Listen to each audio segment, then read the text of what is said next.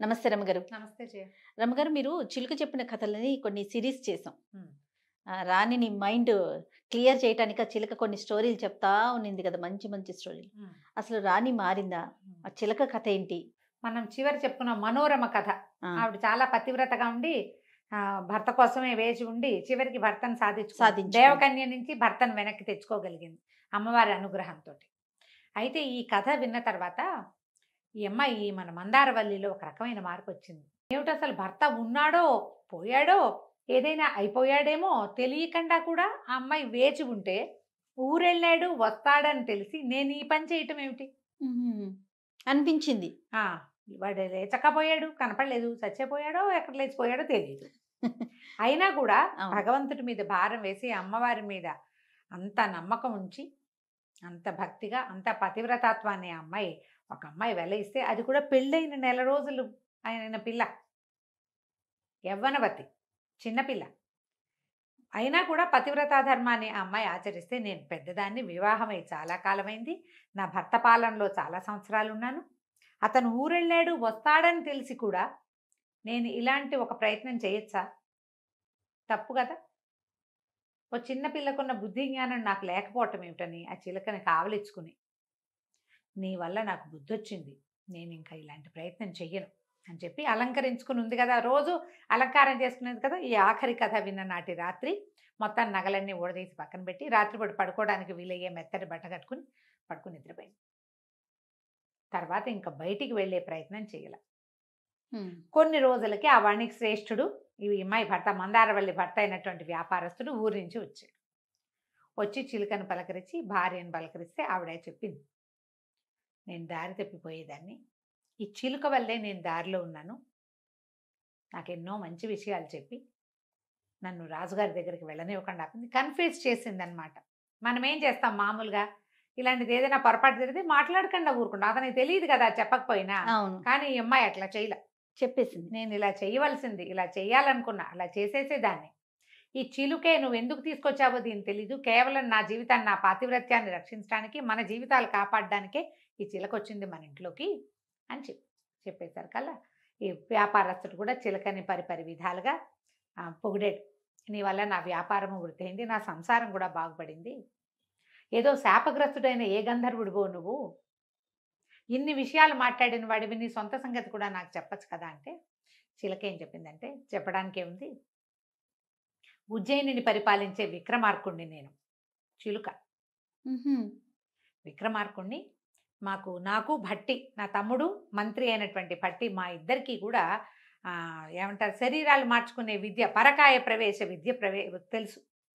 భేతాళుడు మాకు కాపుగా ఉండేవాడు. మేము ఎక్కడికైనా వెళ్ళినప్పుడు పరకాయ ప్రవేశం చేసేవాడు. అయితే వీరాచారిని ఒక కంసాలి మాతో ఉండేవాడు. నన్ను చాలా సేవించేవాడు. నాకు ఎన్నో రకాల ఆభరణాలు తయారు చేసేవాడు. నాతో పాటే ఉండేవాడు. ప్రభు మీకు అష్టాదశ విద్యలు వచ్చు, నాకు పరకాయ ప్రవేశం నేర్పించండి నేర్పించండి అని నా వెంబడబడి ఎప్పుడూ అడిగేవాడు.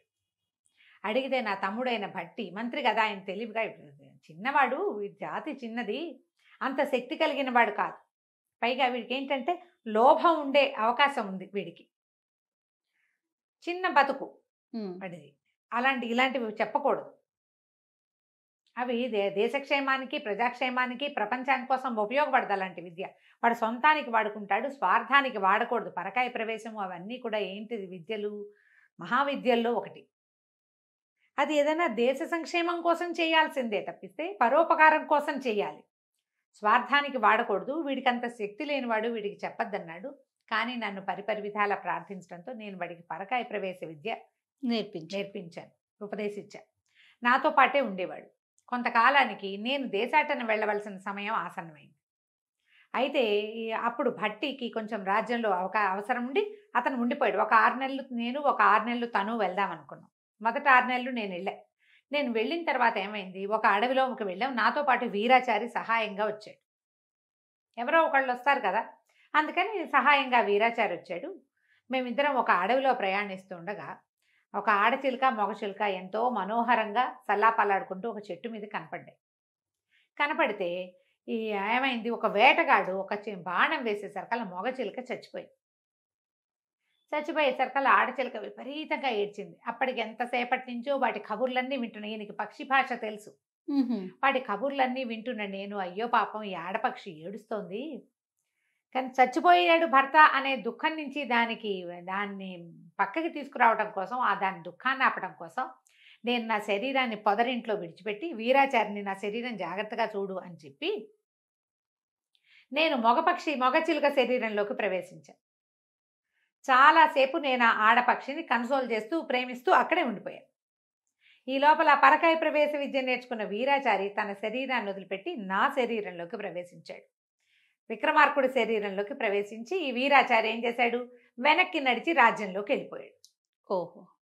ఎప్పుడు తెల్లవారేసరికల్లా పక్షులు నిద్రపోయినాయి. తెల్లవారి నేను చూసుకునేసరికి నా శరీరం లేదు. వీరాచారి కూడా తన శరీరాన్ని అక్కడ విడిచిపెట్టల. హ్మ్. ఎక్కడో విడిచిపెట్టేశాడు. ఎక్కడ పెట్టాడో నాకు తెలియదు. ఇక నేనేం చేయాలో తెలియక పక్షి శరీరంలో ఉండిపోయి, నా శరీరం లభించకపోతే నేనేం చేయను? అంతే కదా! పక్షి శరీరంలో ఉండిపోయాను. ఇంతలో ఒక బోయగా వేటగాడు కాదు, ఒక పక్షి సమూహం నన్ను చాలా బలంగా ఉన్న, తెలివిగా, మానవుల తెలివితేటలతో ఉన్న పక్షిని కావటం వల్ల చాలా పక్షులు నన్ను ఆశ్రయించినాయి. నేను వాటి గుంపుకి రాజుగా ఉండేవాడిని. కొంతకాలం జరిగింది ఇట్లా. కొద్ది రోజులు, ఒక నెల, 2 నెలన్నర అలా జరిగింది. కొంతకాలం జరిగింది. ఈ లోపల బోయవాడికి పక్షులన్నీ దొరికిపోయి, వాటితో పాటు నేను కూడా దొరికిపోయాను. నన్ను ఒక పక్షికి, ఒక చిన్న చిలుకకి 1000 రూపాయలు ఎందుకని ఆలోచించకుండా నువ్వు 1000 రూపాయలు ఇచ్చి నన్ను కొన్నావు. అందుకని నీ సంపద ఇబ్బడి ముబ్బడయ్యేందుకు నా తెలివితేటలు ఉపయోగించాను. నీ వల్ల కదా నేను లేతే వేటగాడి చేతిలో చచ్చిపోయేవాడిని, హ్మ్. మరణించేవాడిని. ఈ పాటికి నాకు అవకాశం లేకపోయింది. నా శరీరం తిరుగుతూ ఉండేది, నా ఆత్మ ఎక్కడో తిరుగుతూ ఉండేది. ఆ తర్వాత నీ ఇంట్లో ప్రవేశపెట్టి వెళ్ళావు. ఈ అమ్మాయి ఇట్లా దారి తప్పిపోతోందని ఆమెకు పతివ్రతా ధర్మాన్ని ఉపదేశించడం కోసం రకరకాల కథలు చెప్పి ఆమెను కూడా దారిలో పెట్టాను. ఇది నాయన నా పరిస్థితి. నన్ను ఇప్పుడు వదిలిపెట్టావంటే నేను ఉజ్జయిని నగరానికి వెళ్ళి నా సంగతి నేను చూసుకుంటా. నీకు ఇంత సహాయం చేశాను కాబట్టి నాకు స్వేచ్ఛను ప్రసాదించు అని చిలుక రూపంలో ఉన్న విక్రమార్క మహారాజు ఈ శెట్టి గారిని అడిగాడు. శెట్టి ఆశ్చర్యపోయాడు. వడిపడి దండాలు పెట్టారు భార్యాభర్త ఇద్దరు. సర్వం సహా చక్రవర్తివి, నువ్వు ఇట్లా మా ఇంట్లో చిలక రూపంలో పడి ఉంటావేమిటి తండ్రి? నువ్వు ఇప్పుడు బయలుదేరావనుకో, ఏ వేటగాడి బాణమో, ఏ ఉండేలు దెబ్బో తగిలితే నువ్వు అన్యాయం అయిపోతావు కదా. నువ్వు వెళ్ళొద్దు, ఇక్కడే ఉండు. మేము భట్టికి కబురు చేస్తాం. నేను కబురు చేస్తాను. ఆయన స్వయంగా వచ్చి ఏదైనా మంత్రాంగం నడిపి ఇందులో నుంచి నిన్ను చేస్తాడు. అయినా నేను విన్నది విక్రమార్క మహారాజు రాజ్యంలోనే ఉన్నాడు.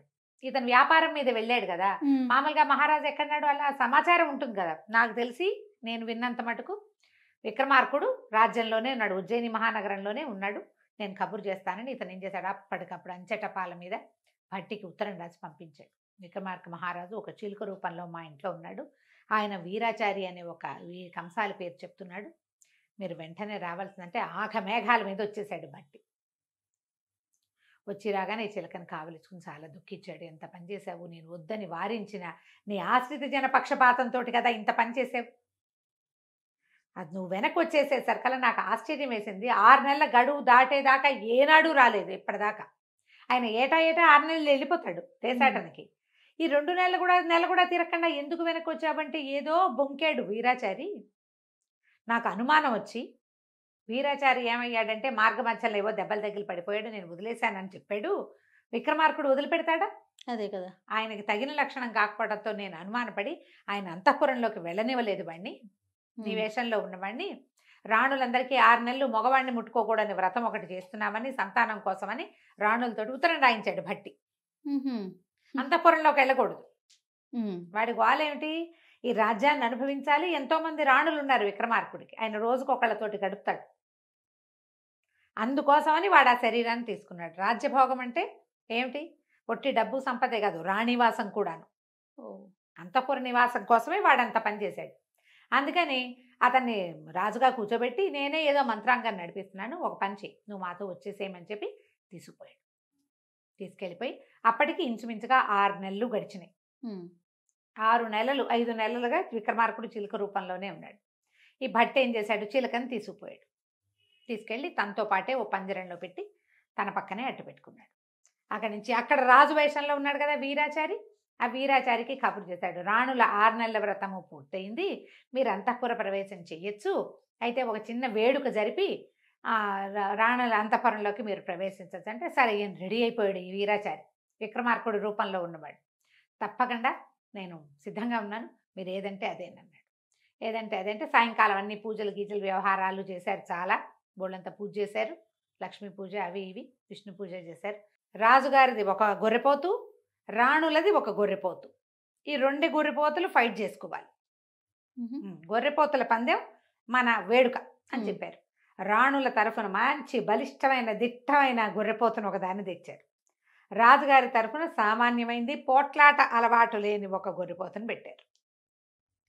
అక్కడి నుంచి ఏమైంది, ఇవాళ గనక రాజుగారు గెలిస్తే 5 రాణులు ఆయనతో స్పెండ్ చేస్తారు అని పెట్టుకున్నారు పందెం. అక్కడి నుంచి 2 గొర్రెపోతుల్ని ఊసుగొలిపారు. రాణుల ఇది గొర్రెపోతు పోటీలకు అలవాటు పడ్డది, మంచి దిట్టగా ఉంది. అది ఒక దెబ్బ కొడితే అవతల మనిషి అయినా సరే చచ్చిపోవాల్సిందే. అక్కడి నుంచి రాజుగారి గొర్రెపోతుని వేరే లెవెల్లో కుమ్మేసింది. అది రాజుగారి గొర్రెపోతు చచ్చిపోయింది. చచ్చిపోగానే వీరాచారికి వాడికి ఒక రాణి చాలదు, 5 రాణులు ఒక్కసారే కావాలంది, ఆశపాతకుడు వాడు. వాడేం చేశాడు, చటుక్కన తన శరీరం వదిలి గొర్రెపోతు శరీరంలోకి ప్రవేశించాడు. వాళ్ళు పరకాయ ప్రవేశ విద్య అదే కదా, కళ్ళు మూసుకుంటే ఈ మంత్రం చదివితే ఈ జీవాత్మ వెళ్ళిపోయి ఇంకొక శరీరంలో ప్రవేశిస్తుంది. ఈ గొర్రెపోతు శరీరంలో ప్రవేశించి గొర్రెపోతుని నిలబెట్టాడు.